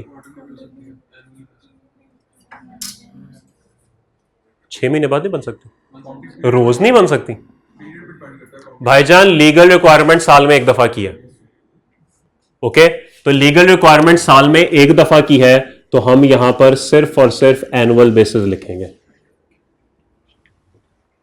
तो फ्रीक्वेंसी ऑफ रिपोर्टिंग इसकी एनुअल बेसिस है, साल में सिर्फ एक दफा ये फाइनेंशियल स्टेटमेंट्स बनेगी। साथ साथ अपने लिए बनाते जाए, बनाना चाहे तो बिल्कुल बनाए, लेकिन लीगल रिक्वायरमेंट साल में एक दफा की है। And what about cost and management accounting? बोले हाँ भाई सजादे, बताएं जी सर। एक्सटर्नल रिपोर्ट करने की जरूरत नहीं है तो नहीं बनाते, इंटरनल है। हाँ, फिर क्या करें? जब भी नई प्रोडक्ट लॉन्च हो, अच्छा प्रोडक्ट नहीं लॉन्च की कोई भी, ना करें। आईफोन 15 आया अभी, उन्होंने बनाई होगी हर साल, प्रो मैक्स जी, क्या ख्याल है, क्या फ्रीक्वेंसी हो सकती है इनकी? नीड बेसिस पे, बिल्कुल दुरुस्त बात। ये डेली भी हो सकती है, ये वीकली भी हो सकती है, ये मंथली भी हो सकती है, ये ईयरली भी हो सकती है। और अच्छा लफ्ज इसके लिए है नीड बेसिस। और जब आप किसी सेठ साहब की नौकरी करेंगे तो सेठ साहब तो आपसे रोज ही पूछेंगे, हाँ भाई कल कितनी सेल हुई, कल कितना मुनाफा हुआ, रोज का रोज मुनाफा मुझे निकाल के दिखाओ, या मुझे यह बताओ कि हमने ये फैसला किया था कि इस महीने में 30 चीजें सेल करेंगे, यानी रोज की एक चीज सेल करेंगे, तो रोज मुझे बताओ कि आज कितनी सेल हुई, कितना फर्क है, रोज के रोज बताओ मुझे ये। तो फिर आपको सेठ साहब को रोज के रोज रिपोर्ट देनी पड़ेगी। बात समझ आ रही है? तो इसलिए ये नीड बेसिस पे है, जब भी सेठ साहब रिपोर्ट मांगेंगे फिर आपको रिपोर्ट बनाकर फिर उनके पास जाना पड़ेगा और उनको एक्सप्लेन करना पड़ेगा कि ये सीन है। बात समझ आ रही है? ओके, वैसे सेठ साहब के लिए फाइनेंशियल अकाउंटेंट ज़्यादा अच्छा होगा या कॉस्ट एंड मैनेजमेंट अकाउंटेंट ज़्यादा अच्छा होगा? वो फाइनेंशियल अकाउंटेंट से ज़्यादा मतलब जिसे कहते हैं इंफॉर्मेशन लेंगे, या कॉस्ट एंड मैनेजमेंट अकाउंटेंट ज़रा उनकी आंखों का तारा होगा? जी बिल्कुल। क्यों, ऐसे क्यों? हाँ, वो तो उसको पहले से ही पता है, फाइनेंशियल अकाउंटिंग तो उनको पहले से पता है। या तू क्या रोज आ जाता है मुझे बताने जो मुझे पहले से ही पता है? जो मुझे पहले से ही पता है वो बताने आ गया तू, अजीब आदमी है। मुझे वो बताओ जो मुझे नहीं पता, किसमें ज्यादा प्रॉफिट है, कौन सी चीज ज्यादा बेचूं। ओके, तो इसलिए हमेशा कॉस्ट एंड मैनेजमेंट अकाउंटेंट की इज्जत होती है, फाइनेंशियल अकाउंटेंट की कोई इज्जत नहीं होती। बता देना जाके एफआईआर मन के सर को। Okay okay, same to you. चलें जी, आगे चलते हैं। Nature of information. आपकी क्लास होती है इस क्लास के बाद के नहीं? क्या मेरी तरह वेले ही है सब? कितने लोगों की क्लास होती है उसके बाद? कितने बजे आप लोगों की क्लास? 11 बजे? 11:20? इससे पहले तो किसी की क्लास नहीं है। मैं तो वेला हूं, तो अगर क्लास हमारी कभी कोई 1 घंटा ऊपर जाना चाहे तो हम ले जा सकते हैं। Okay, just asking. नाश्ता मैंने भी नहीं किया हुआ दोस्त। Nature of information. Nature of information, किस तरह की मालूमात हमें फाइनेंशियल अकाउंटिंग में और किस तरह की मालूमात हमें कॉस्ट एंड मैनेजमेंट अकाउंटिंग में नजर आती हैं? जी भाई, फाइनेंशियल अकाउंटिंग में हमें सिर्फ फाइनेंशियल चीजें नजर आती हैं। आप लोगों ने माशाल्लाह फाइनेंशियल स्टेटमेंट सारी देखी ही होंगी, बैलेंस शीट, प्रॉफिट लॉस। उसके अंदर कहीं पे आपको क्वांटिटी नजर आई है कभी, या कोई नॉन फाइनेंशियल इंफॉर्मेशन कहीं नजर आई है? हमेशा बात नंबर्स की, फाइनेंशियल नंबर्स की हो रही होती है। तो इसलिए हम यहां पे कह सकते हैं ओनली फाइनेंशियल इंफॉर्मेशन, या मैं दूसरे अल्फाज में कहूं कि सिर्फ क्वांटिटेटिव बात होती है, क्वालिटेटिव बात नहीं होती। ठीक है? वो जो कहते हैं ना, समझाने के लिए अगर मैं बात करूं कि विराट कोहली की 76 सेंचुरीज हैं, ये तो क्वांटिटेटिव है, लेकिन बात करें यार ये क्या बात है, इसमें से 35 तो जिम्बाब्वे के खिलाफ और फिर 60 उसने इंडिया के अंदर की हुई है, ये क्वालिटेटिव बातें शुरू हो गई हैं। क्वांटिटी 76 दैट्स इट, लेकिन जब आप क्वालिटेटिव पे आएंगे तो फिर आप इस तरह की बातें करना शुरू हो जाएंगे। ठीक होगी बात? तो फाइनेंशियल अकाउंटिंग सिर्फ क्वांटिटी की बात करता है, भाई 76 सेंचुरीज है, खत्म हुई बात। लेकिन जब ये लोग आएंगे फिर ये फजूल बातें भी करेंगे, तो ये कहेंगे कि नहीं सर, फाइनेंशियल तो चले है ही, साथ ही साथ नॉन फाइनेंशियल भी है। बताएं सर किस टीम के खिलाफ की है? माशाल्लाह 22 रन और चाहिए, शुभमन गिल साहब नंबर 1 बैट्समैन बन जाएंगे। कोई बात नहीं, सारी सेंचुरीज अगर उनकी इंडिया में है तो कोई मसले वाली बात नहीं है। ओके, क्वालिटेटिव ये बात बोलेगी कि सारी सेंचुरीज इंडिया में, कुछ श्रीलंका में, बस इसी रीजन में, ना उन्होंने इंग्लैंड में खेला, ना उन्होंने ऑस्ट्रेलिया खेला, ना साउथ अफ्रीका खेला, नंबर 1 बन गए। तो ये नॉन फाइनेंशियल इंफॉर्मेशन अब शुरू हो गई है। फाइनेंशियल इतनी है कि yes he is going to be number 1। वैसे बोल रहा हूं, मुझे क्यों गुस्से से देख रहे हैं? ओके, तो नॉन फाइनेंशियल ये बातें। ओके, बात समझ आ गई? और बोले ओके, बल्कि कुछ बात एग्जाम्पल के तौर पे लिख देते हैं। ओनली रुपीज से रुपीज में बात होगी और यहां पे डॉलर्स। क्या बात है, केजीज हो सकते हैं, फिर पाउंड्स हो सकते हैं, रुपीज हो सकते हैं, लिटर्स हो सकते हैं, एटसेट्रा। यानी आपको कहने का मकसद यह है कि यहां पे रुपीज के अलावा भी बात हो सकती है, यहां पे रिपोर्ट्स केजीज में भी बन सकती हैं। बताओ भाई कितनी गाड़ियां बेचें? सर 10 कार्स बेचें, क्वांटिटी आ गई। बताओ कितना पेट्रोल बेचें? सर 100 लीटर बेचें, फायदे में रहेंगे, तो लीटर्स आ गए। तो ये बातें रिपोर्ट में ऐसे हो सकती हैं, यहां पे हमेशा रुपीज में बात होगी। ओके,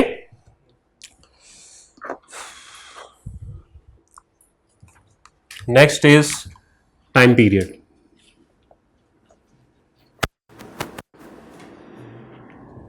टाइम पीरियड क्या माजी की बातें होती हैं फाइनेंशियल अकाउंटिंग में, हाल की होती हैं या मुस्तकबिल की होती हैं? माजी की बातें होती हैं, ओनली हिस्टोरिकल डाटा। इसके अंदर सिर्फ हिस्टोरिकल बात होगी। तारीख क्या कहती है आपको? Only historical data. गाड़ी खरीदी, debit asset credit cash, sale कर दी, debit debtor credit sale. Okay, और कॉस्ट एंड मैनेजमेंट अकाउंटिंग, ये तो माजी की भी बात करेगी और फ्यूचर की भी बात करेगी,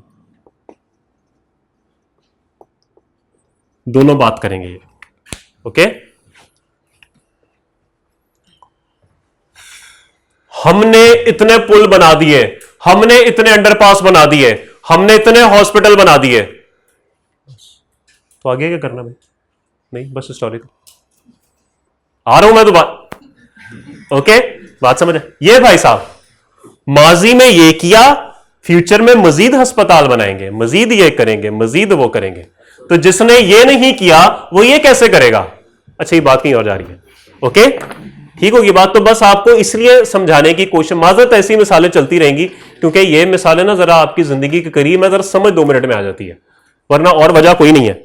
ओके, वरना आपको कभी पता नहीं लगेगा कि मैं कौन हूं, क्योंकि आप वो नहीं वो है सब। ये आपको सब समझ आ जाएगी ये वो कौन है, क्योंकि वो आ रहा है जिसका सबको इंतजार है, और वो नहीं आ रहा जिसका किसी को इंतजार नहीं है। अब ये कौन आ रहा है और कौन नहीं आ रहा, मसला एक अंदर है एक बाहर है, समझ ही कुछ नहीं आ रही। ओके, चलें जी।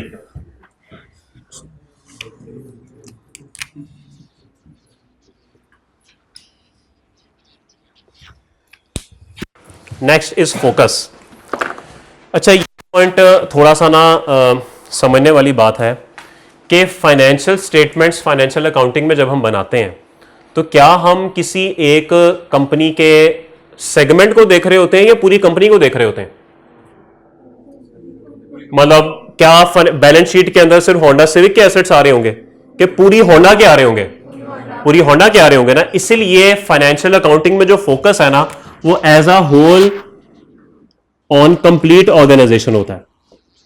पूरी कंपनी या पूरी ऑर्गेनाइजेशन के ऊपर हमारा फोकस होता है। हम इसके अंदर इस बात पे बॉदर नहीं कर रहे होते कि सिविक बिक रही है, सिटी बिक रही है, अकॉर्ड बिक रही है, कौन सी बिक रही है। हम बस ये देख रहे होते हैं सेल हो रही है, बस ठीक है रिकॉर्ड करो। हमें सेपरेट चीजें नहीं चाहिए होती। लेकिन यहां पर कॉस्ट एंड मैनेजमेंट अकाउंटिंग में हम इस चीज को स्प्लिट कर सकते हैं। हम इसको स्प्लिट कर सकते हैं प्रोडक्ट वाइज। सॉरी, मैंने यहां पे ब्लैक से लिख दिया ये।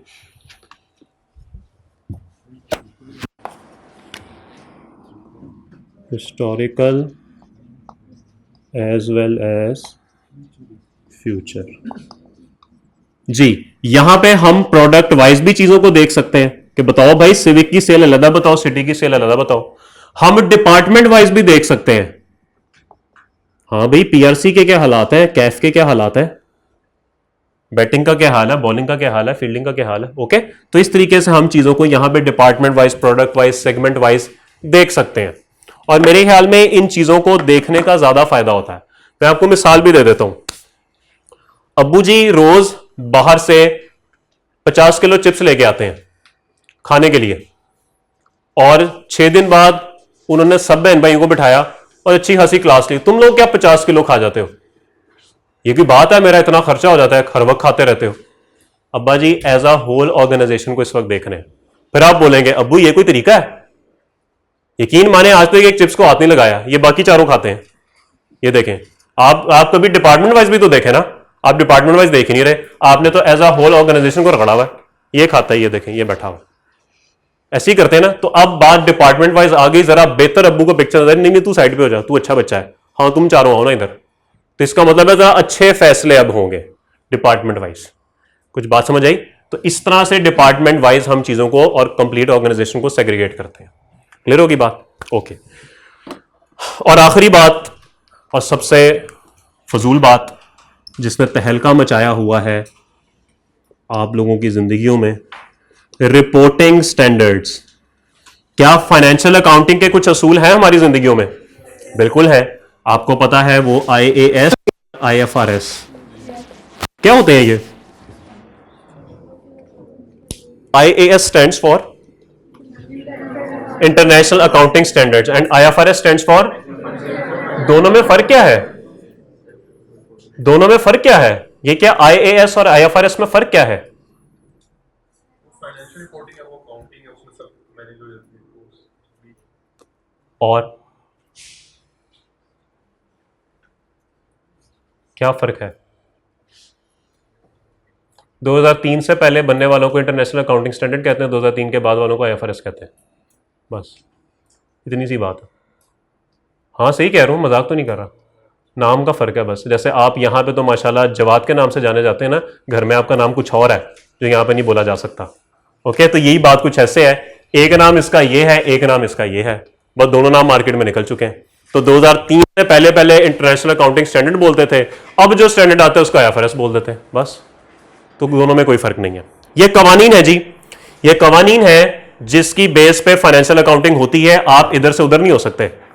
ये पता है कि एसेट पे डेप्रिसिएशन अवेलेबल फॉर यूज पे ही होनी है। ये कानून कोई चेंज नहीं कर सकता। ये कानून कोई चेंज नहीं कर सकता। ये कानून कोई चेंज नहीं कर सकता कि रिफंडेबल टैक्सेस आपकी कॉस्ट का पार्ट नहीं बनते। बनते हैं कि नहीं? रिफंडेबल टैक्सेस कॉस्ट का पार्ट नहीं बनते। आप अगर कहना चाहें नहीं जी मैंने तो बनाने, आप गलत करेंगे, आप ये काम नहीं कर सकते। ओके, और यहां पर कौन से असूल हैं? No standards because I am the standard. Okay, कोई स्टैंडर्ड नहीं है भाई। हम स्टैंडर्ड सेट करने वालों में से। यहां पर कोई स्टैंडर्ड नहीं है। जो सवाल में बोल रहा है आपको करना पड़ेगा, या दूसरे अल्फाज में जो सेठ साहब कह रहे हैं आपको करना पड़ेगा।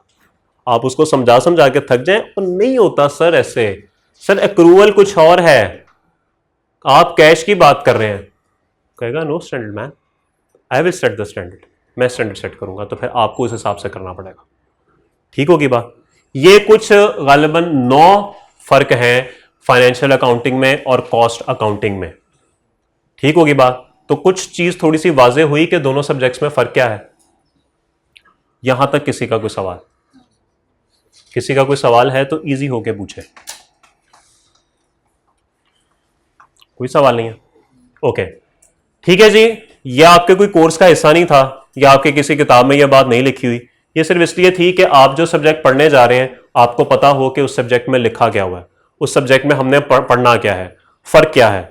जाते जाते आखिरी बात मैं कर दूं कि अगर फॉर एग्जाम्पल एक इवेंट है तो यहां पर कॉस्ट अकाउंटिंग मौजूद होगी कि इस इवेंट से पहले क्या होना चाहिए, और यहां पर फाइनेंशियल अकाउंटिंग मौजूद होगी। मिसाल के तौर पे घर में एक शादी है, ओके, तो ये फैसला शादी से पहले होगा, हॉल में कर लें, घर में कर लें, कि मार्की में कर लें, कि ग्राउंड में कर लें, ये फैसले होते हैं, ठीक है। खाने में क्या होना चाहिए, किस किस को बुलाना है, ये सब फैसले यहां पर हो रहे हैं। शादी के बाद नहीं फैसला होता खाने में क्या हो, ये पहले होता है। तो इसका मतलब है कि ये सब फैसले यहां पर है, ये मैनेजमेंट है, ये सब मैनेजमेंट है। लेकिन जब सारे काम हो गए तो अब्बा जी बुलाते हैं, हाँ भी बताओ कितना खर्चा हो गया, ये फाइनेंशियल अकाउंटिंग है। तो इट मींस के सारी प्लानिंग यहां पर होगी इवेंट से पहले, और यहां पर हमें एक्चुअल पता लगेगा कि एक्चुअल में क्या हुआ। अब आखिरी बात सुन लें तो उसके बाद क्लास खत्म करते हैं। मैंने बताया था सिर्फ एक चीज है जो कि इवेंट के बाद होगी। आपने प्लान किया था कुछ, एक्चुअल में हुआ कुछ। ऐसा हो सकता है, बिल्कुल हो सकता है आपने प्लान कुछ और किया हो, असल में कुछ और हो जाए। जो फर्क आता है ना दोनों का, उसको बोलते हैं वेरिएंस एनालिसिस। और याद रखिए ये वेरिएंस एनालिसिस तब ही हो सकता है जब आपके पास एक्चुअल डाटा होगा। जब तक आपके पास एक्चुअल डाटा नहीं होगा वेरिएंस एनालिसिस कर ही नहीं सकते। तो इसका मतलब है ये वाहिद एक टॉपिक है कॉस्ट अकाउंटिंग का जो कि इवेंट के बाद होगा, एक्चुअल की बेस पे होगा। अदरवाइज सब चीजें आप यहां पे खड़े होके तो डिसाइड कर रहे होंगे। 4 पेपर दिए, 4 पास हो गए, 4 पेपर दिए, बस ठीक है, ओके, बात समझ आ गई। This is how it will be. कोई सवाल किसी का? कल मुलाकात होगी आपसे। आज क्लास कोई 10-12 मिनट लेट शुरू हुई है, पहला दिन था, कोई कैमरे के मसले मसाइल वगैरह थे। तो कल से इंशाल्लाह पूरे 8:50 पे क्लास स्टार्ट हो जाएगी। मुलाकात होती है कल। अल्लाह हाफिज़।